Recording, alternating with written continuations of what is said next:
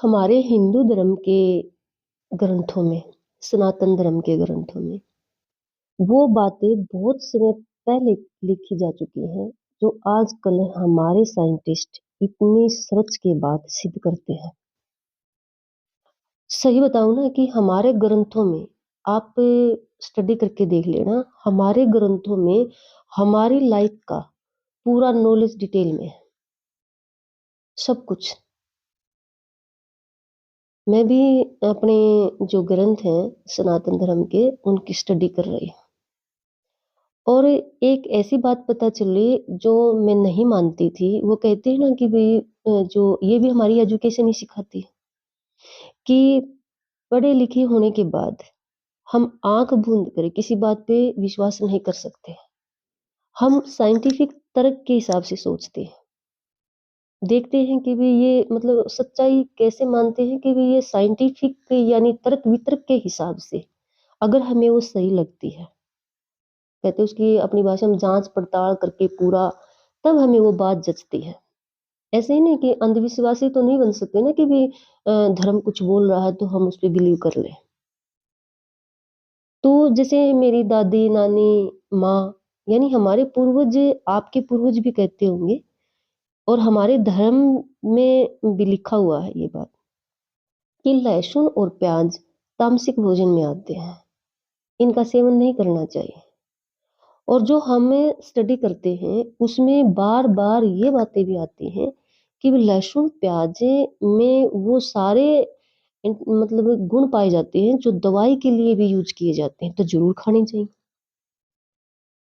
तो मुझे ये बात समझ में नहीं आती थी कि भई जब ये इसमें गुण है, ये अच्छा है खाने के लिए, तो ये तामसिक क्या है? ये मुझे कभी समझ नहीं आया, सही बता रही हूँ। लेकिन ये स्टडी करते हुए मुझे इस रहस्य का भी पता चला। क्या है कि ये स्टोरी, ये कहानी जो हमारे ग्रंथों में लिखी गई है कि अमृत पाने के लिए समुद्र का मंथन किया गया था। देवताओं और दैत्य-दानवों ने मिलके किया था। उसमें से बहुत कुछ निकला था। सभी दैत्यों में और देवताओं में बराबर का बाँट दिया गया था। तो जब अमृत निकला, तो विष्णु भगवान मतलब जो उसका औरत का रूप बनाकर बाँट रहे थे, अमृतपान करवा रहे थे। पहले देवताओं को करवा रहे थे, फिर दानवों की बारी थी। लेकिन एक राक्षस से रहा नहीं गया। वो देवता का रूप बनाकर और देवताओं में शामिल हो गया। जब विष्णु भगवान उसको अमृतपान करवाने लगे, तो उसको पता चल गया। लेकिन कुछ बूँदें वो राक्षस, वो देवता, वो दानव से वो पी चुका था। कुछ अमृत की बूंदें उसकी बॉडी में जा चुकी थी। भगवान विष्णु ने गुस्से में आकर उसका जो सिर है धड़ से अलग कर दिया। तभी ये आप सुनते हो ना कि राहु केतु, तभी ये दो नाम उसी राक्षस के हैं।